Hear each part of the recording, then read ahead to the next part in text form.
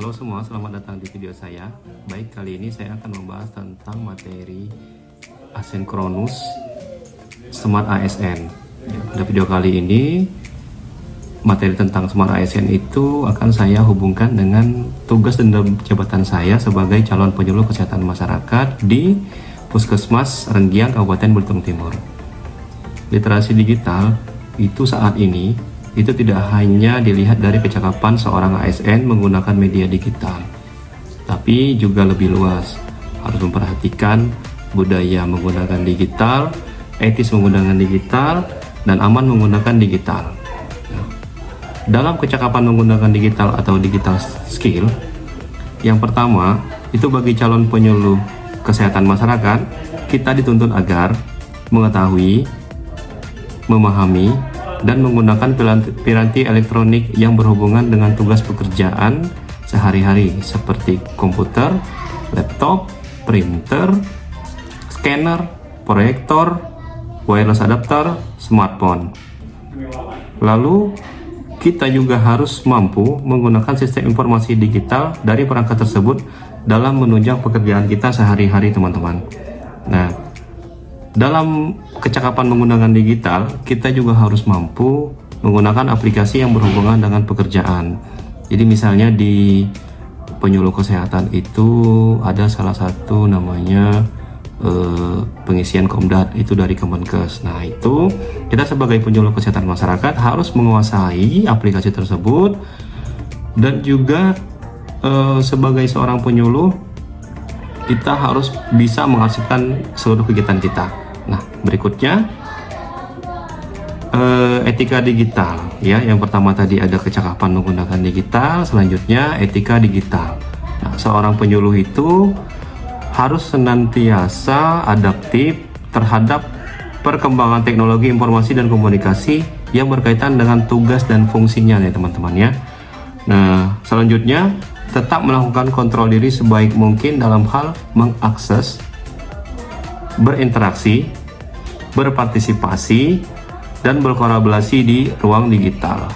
Selanjutnya menanamkan sikap positif dan berbagi informasi mengenai hal-hal yang positif untuk menjaga hubungan yang harmonis sesama pengguna ruang digital. Jadi begini teman-teman, ada etika digital. Nah, sebaiknya dalam etika digital itu kita harus memberikan sesuatu yang sifatnya positif, teman-teman. Harus bisa menjaga harkat dan martabat orang lain, ya teman-teman, ya. Nah, berikutnya ada namanya digitalisasi kebudayaan. Nah, jadi sebagai seorang penyuluh kesehatan masyarakat itu kita harus membiasakan diri berbagi informasi dari atas nih kepada misalnya dari kepala dinas atau apa kepada seluruh pegawai pada bidang atau unit kerja melalui media teknologi informasi dan komunikasi dengan tetap mengedepankan prinsip hierarki birokrasi, teman-teman. Jadi misalnya gini nih, kita sebagai seorang penyuluh mendapatkan informasi dari kepala bidang di puskesmas. Jadi tidak melewati grup WA-nya puskesmas, tapi langsung dijapri ke kita nih misalnya. Nah, selanjutnya kita harus membiasakan diri langsung melaporkan ke atasan. Jadi kita forward dulu ke atasan, misalnya ke kepala puskesmas, selanjutnya ke TU. Nah, setelah diketahui oleh mereka, baru minta izin untuk meneruskan kembali di grup WhatsApp khusus puskesmas. Contohnya begitu, ya teman-teman, ya. Nah, berikutnya sebagai seorang penyuluh kita harus tetap mengutamakan keamanan menggunakan digital. Nah, jadi seorang penyuluh itu harus memahami dan melaksanakan perlindungan data pribadi serta keamanan data digital instansi tempat bekerja. Password harus kita amankan dengan baik. Data-data terkait pekerjaan yang sifatnya rahasia harus kita simpan dengan baik, teman-teman.